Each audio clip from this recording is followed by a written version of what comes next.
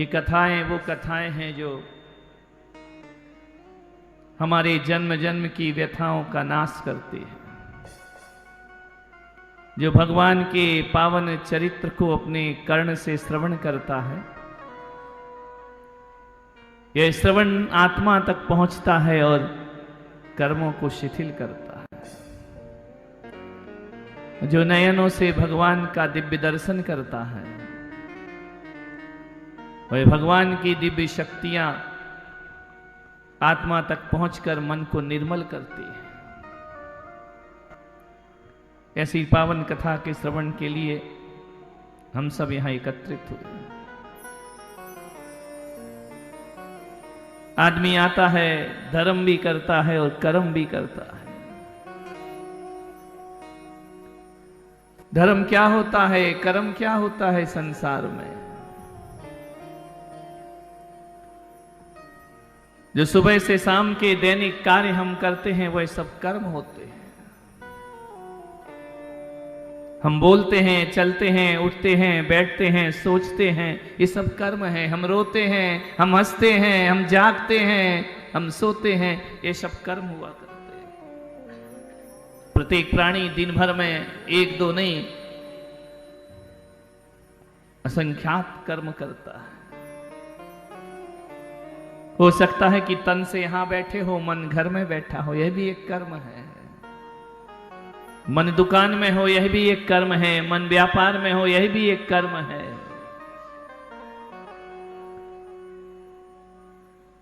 दुग्धपान करना यह भी एक कर्म है।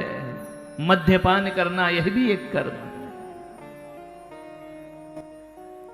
भोजन तो सभी करते हैं, कोई मांसाहार करता है, कोई शाकाहार करता है, दोनों ही कर्म है। कोई पढ़ता है, लिखता है, वह भी कर्म है। कोई नहीं पढ़ता, वह भी कर्म है। मालूम है धर्म क्या होता है? धर्म वह होता है जो तुम्हारे कर्म में उचित अनुचित का भेद करता है। दूध पीना या शराब पीना दोनों पेय पदार्थ हैं, लेकिन शराब उसी के हाथ में आती है जिसके जीवन में धर्म नहीं हुआ करता है। विसंगतियां वहीं आती हैं जहां धर्म नहीं हुआ करता है। भोजन तो सभी करते हैं, रात्रि में भी करते हैं, दिन में भी करते हैं, लेकिन जिसके हृदय में धर्म होता है वह रात्रि में भोजन नहीं, वह दिन में भोजन किया करता है। विचार करना है। सोते सभी हैं, कोई विषय भोग में आसक्त होकर सोते हैं, कोई ऐसे सोते हैं कि हमारे जीवन की रात आखिरी रात है, कल सुबह देखने को मिले या ना मिले। जिसके जीवन में धर्म होगा वह यह सोचकर सोएगा। पेट तो सभी को भरना है, कैसे भरना है, क्या खाना है? प्यास लगती है ना तो गाय पानी पीती है, प्यास लगती है तो आम लोग भी पानी पीते हैं, और प्यास लगती है तो जैन लोग भी पानी पीते हैं। वह पानी जो है वह जानवर की भी प्यास बुझाता है। पानी सामान्य इंसान की भी प्यास बुझाता है, और पानी जैनों की भी प्यास बुझाया करता है। पानी संतों की भी प्यास बुझाया करता है। लेकिन पता है ये पानी पीना एक कर्म है, लेकिन जब इस कर्म के साथ धर्म जुड़ता है, गाय को प्यास लगेगी, पानी नाली का भी पी लेगी। आप देखते हैं ना यहां रास्तों में कितनी गाय घूमती हैं। प्यास लगी, नाली का भी पानी पिएंगे, गंदगी का भी पानी पी लेंगे। गाय को पानी से मतलब है, उसे इससे मतलब नहीं है कि पानी कैसा है, कहां का है। मनुष्य क्या करेगा? उसे प्यास लगेगी तो नाली का पानी तो नहीं पिएगा ना, गटर का पानी तो नहीं पिएगा ना। मनुष्य स्वच्छ पानी पिएगा। उस मनुष्य में भी यदि जैन हुआ ना तो कैसा पानी पिएगा? बोलो ऋषभ देव वालों, छान के पानी पिएगा ना, वह जैन होता है। स्वच्छ जल पी लेता है वह सामान्य आदमी होता है, कहीं का भी पानी पी ले वह पशु हुआ करता है, और छान कर पिए हुए पानी को जो प्रासुक कर लेता है, गर्म कर लेता है, वह संत की प्यास बुझाया करता है। ध्यान रखिए, पानी तो पानी है। संत कहीं का भी पानी नहीं पिएंगे, संत पिएंगे छना हुआ तप्त किया हुआ जल। क्यों? क्या बात है, प्यास तो सबकी बुझ रही है ना। जानवर के पास धर्म नहीं है, मनुष्य के पास धर्म है। और जैनों के पास धर्म नहीं, उनके पास सम्यक धर्म है, वह पानी को छान करके पीते हैं। बताओ ऋषभदेव वालों, तुम्हारा नंबर किस में आता है? पानी छान कर पीने वालों में आता है या बिना छना हुआ जल पीने वालों में आता है? नहीं, इधर वाले बोलो जरा। ये माताएं बहनें तो फिर भी छान लिया करती हैं, तुम्हारा नंबर कहां आता है छान कर पीने में? और फिर जब कचौरी मल की कचौरी खाते हो, आए ना कचौरी वाले कहां गए, तब पानी का क्या होता है? जब होटलों में खाना खाते हो तब पानी का क्या होता है? छना होता है।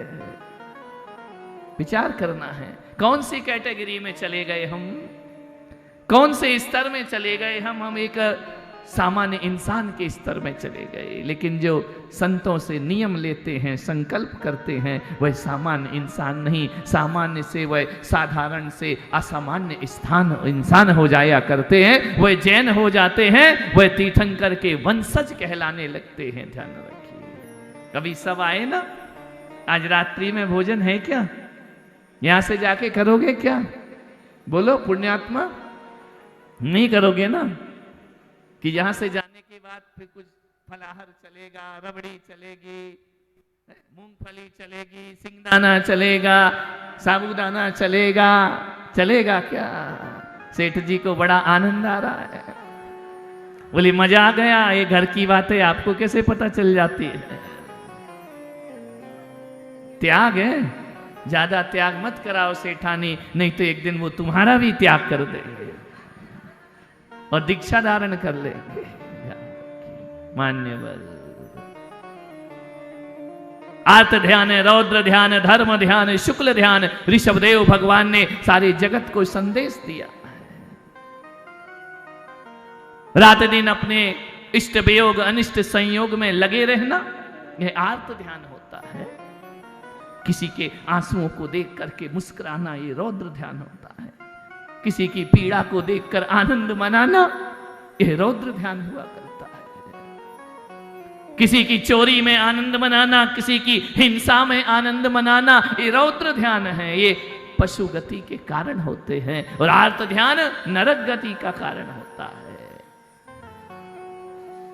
विचार करना है आपको। धर्म ध्यान जगत के हित का कारण होता है। जैन दर्शन धर्म ध्यान पर जोर देता है, वह शुक्ल ध्यान पर जोर देता है। कभी किसी के पीड़ा को देखकर मन दुखी होता है, या अपनों की पीड़ा को देखकर मन दुखी होता है, या किसी की भी पीड़ा को देखकर मन दुखी होता है?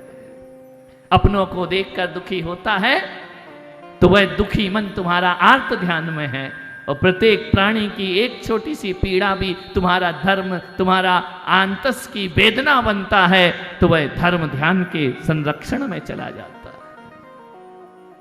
तीर्थंकर भगवान, एक व्यक्ति ने पूछा कि जैन लोग कितना झूठ बोलते हैं कि इनके भगवान के शरीर के अंदर श्वेत रुधिर रहा करता है, लाल रक्त नहीं रहा करता है। ऐसा कभी हो सकता है? जिसके शरीर में रक्त की जगह दूध हो, जिसका शरीर श्वेत रुधिर में हो, वो जिंदा रह सकता है? हमने कहा रह सकता है, क्या दिक्कत है? ये जो व्यवस्था है तीर्थंकरों की, वो केवल जैनिज्म के पास है, दुनिया में किसी धर्म के पास ये व्यवस्थाएं नहीं हुआ करती हैं। ध्यान रखिए, भगवान के श्वेत रुधिर। पूछा कैसे रह सकते हैं? गाय देखी है कभी? सुंदर जी, गाय देखी कि नहीं देखी? गाय को देखा है ना माताओं ने? गाय के शरीर में कौन सा रक्त होता है? लाल होता है या श्वेत होता है? लाल होता है ना।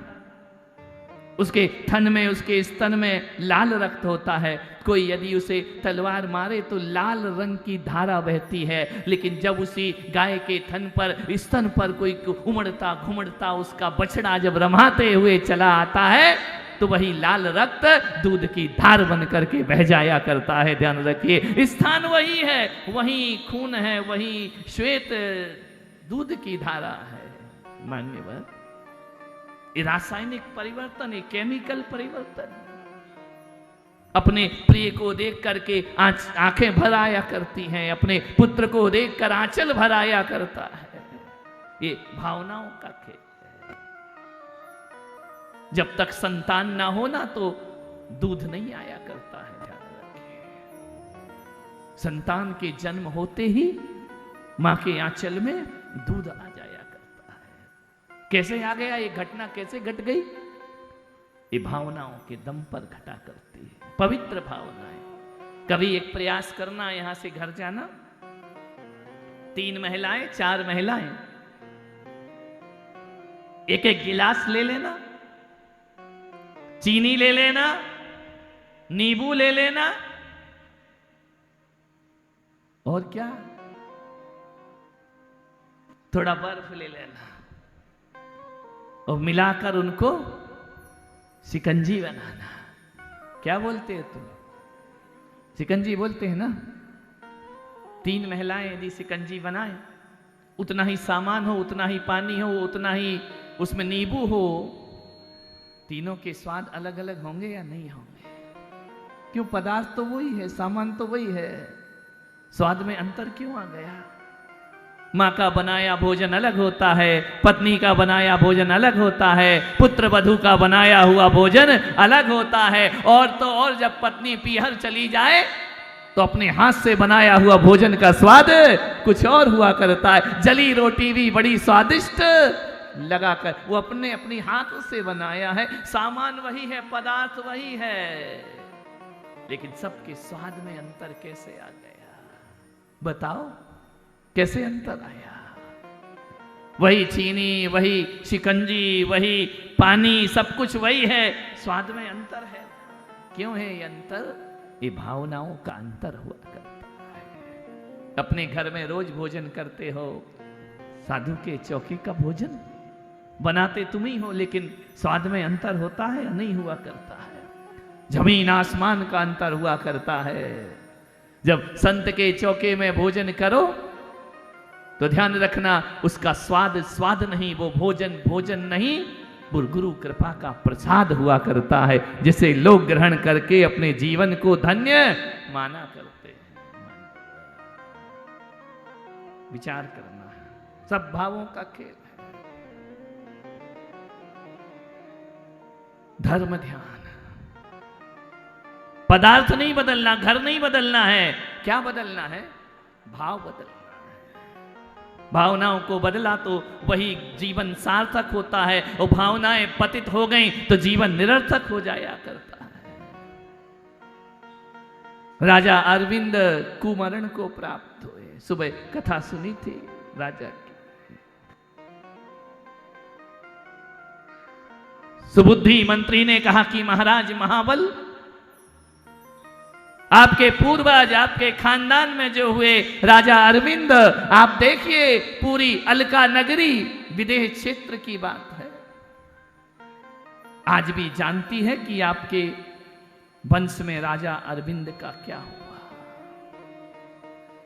मृत्यु को अपने ही शस्त्र से घात को प्राप्त हो गए। मालूम है, जब हाथी के बड़े बड़े दांत होते हैं ना, जब वो दांत गिर जाते हैं, उन्हें काटा जाता है तो हाथी का सिर नीचा हो जाता है। किसी सर्प के फण में यदि नागमणि लगी है,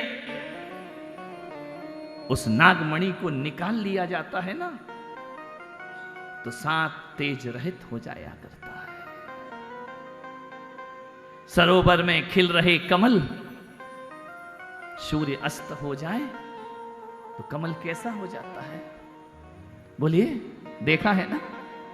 कमल बंद हो जाता है, मुरझा जाता है, निस्तेज हो जाता है, वह जीवन को समाप्त कर लिया करता है। ध्यान रखिए। मान्यवर पिता अरविंद की मृत्यु होते ही पुत्र कुरुविंद का चेहरा झुक गया,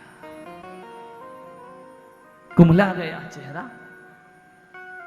इस भाव से कि पिता सदगति को प्राप्त नहीं हो पाया, दुर्गति को प्राप्त हुआ।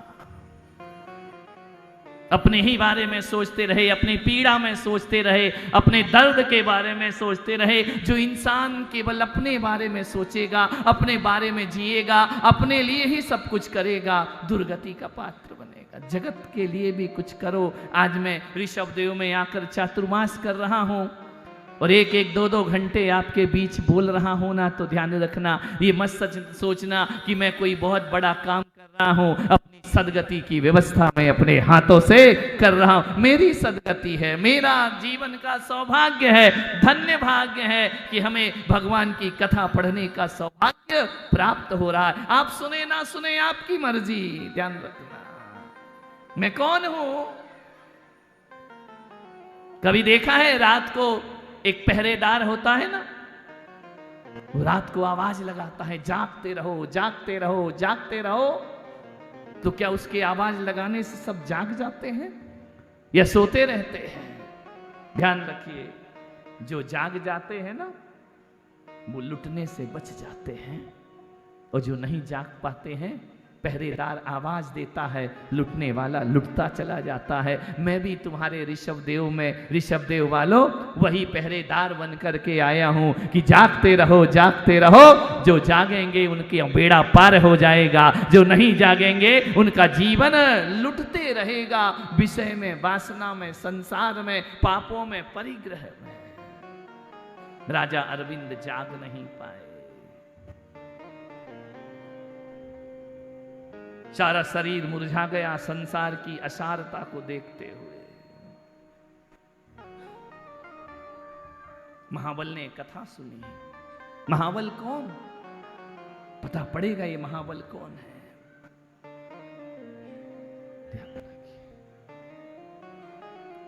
सुबुद्धि मंत्री ने कहा कि महाराज,